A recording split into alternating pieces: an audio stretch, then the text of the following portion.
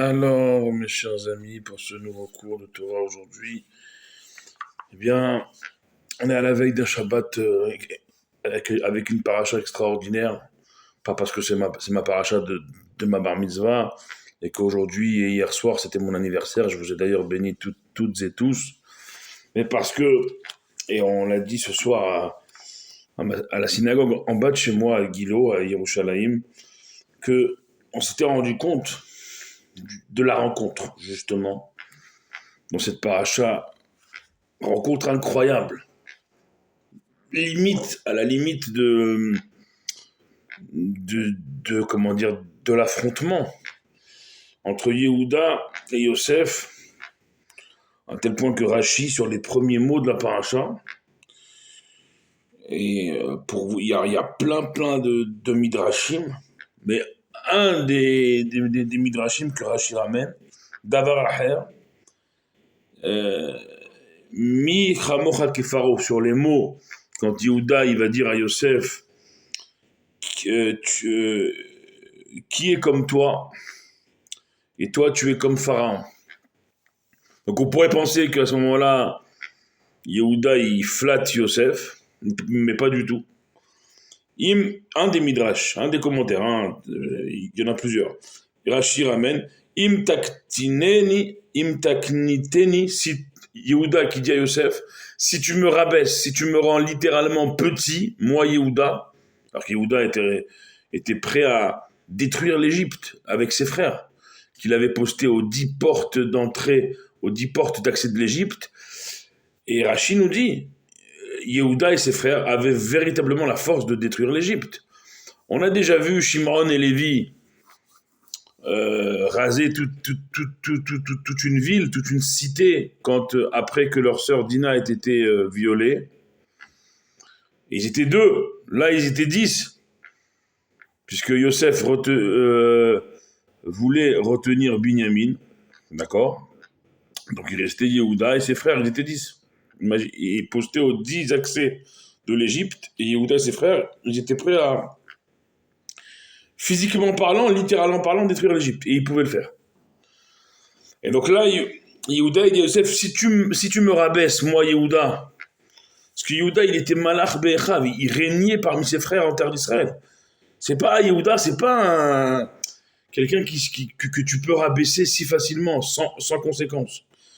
Eh bien, Yehuda, il dit, Erogotra, moi je te tuerai toi. Il savait pas que c'était son frère Yosef, parce que Yosef, il a reconnu ses frères, mais ses frères n'ont pas reconnu Yosef, quand ils l'ont vu presque pharaon d'Égypte. Donc Yehuda lui dit, si tu me rabaisses, moi je vais te tuer, mais pas que ça, Ve'et adonecha, et je vais aussi tuer ton maître. Qui était le maître de Yosef? Pharaon, Paro. Imaginez-vous, en quelques mots, les premiers mots en tout cas de la rencontre entre Yehuda et Yosef, c'est pas facile. On est à la porte, en tout cas pour l'Égypte, d'une destruction.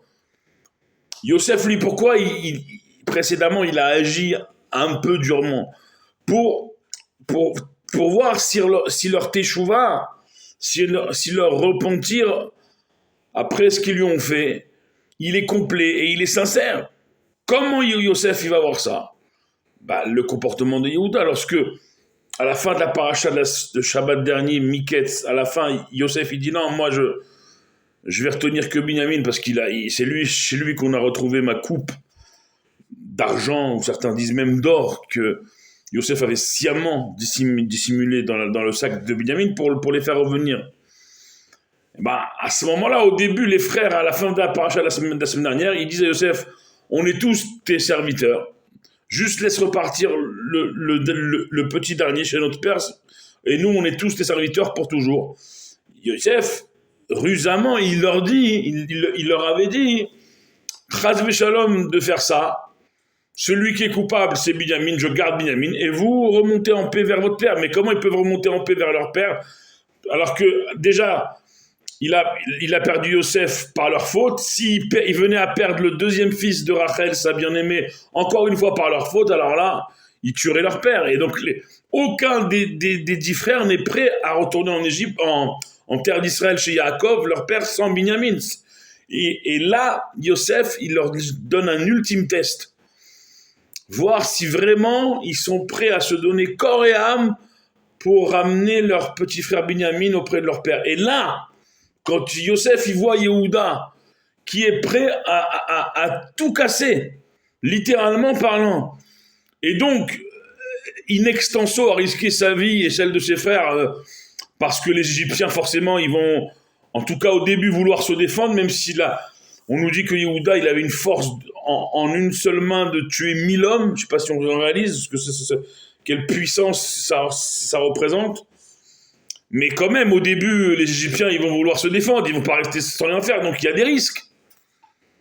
Et là, Yosef, il voit Yehuda qui rentre dans un état second et il mobilise, il motive ses frères à un point que les 10 frères, ils sont ensemble, unis, tournés vers un même but, sauver Binyamin. Et là, c'est l'antithèse de ce qu'ils ont fait avec lui, Yosef, il y a des décennies auparavant.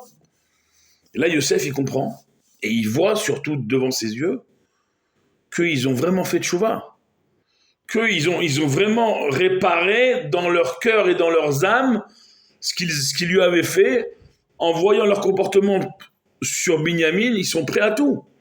Ils ont fait un bitoul, ils ont fait une déconnexion dans leur tête, une annulation. Ils annulent leur réflexion pour sauver un frère, alors qu'ils sont encore 10 garçons et une fille, Dina. Pour sauver un frère, ils sont prêts cette fois-ci à tout. Sans réfléchir, on y va pour sauver notre frère juif. Là, Yosef, il voit ça et il ne peut plus se retenir. Seulement, il y a un autre problème qui va se poser. C'est que Yosef, à ce moment-là, il ne peut plus se retenir. D'ailleurs, il va s'isoler une nouvelle fois, parce qu'il s'était déjà isolé la semaine dernière, souvenez-vous, voyant Binyamin, son frère de père et de mère, s'était isolé pour pleurer. Et là, une seconde fois, il demande à s'isoler. Il pleure encore, parce qu'il dit, c'est pas possible. Moi, je pensais qu'ils n'avaient pas changé. Et non seulement ils ont changé, mais j'ai jamais vu mes frères à ce niveau de Messirut Nefesh, de don de soi, comme maintenant. Non, maintenant, que faire ? Je vais leur révéler qui je suis. Mais le problème qu'il y a, c'est que les frères, Yosef va leur dire tout simplement, Ani Yosef, je suis Yosef, votre frère. Il va avoir un choc. Au début, ils ne vont pas le croire. Il faut comprendre à quel âge ils ont laissé Yosef.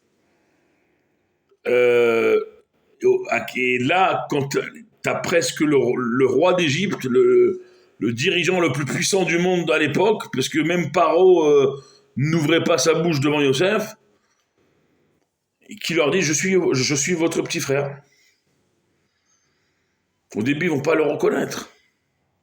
Yosef, il va leur dire c'est moi, Yosef. C'est moi. Il va le répéter plusieurs fois. Il va avoir un flottement. On le voit clairement dans la paracha, suivi d'une angoisse des frères de dire mais c'est pas possible. Et ils vont même avoir une peur panique en lui disant attention, tu sais, notre père il nous a dit de te dire, alors que c'était pas vrai, de ne pas te venger de nous. Et là Yosef il va pleurer une troisième fois. Il va dire mais vous pensez que je me suis révélé à vous pour me venger de vous?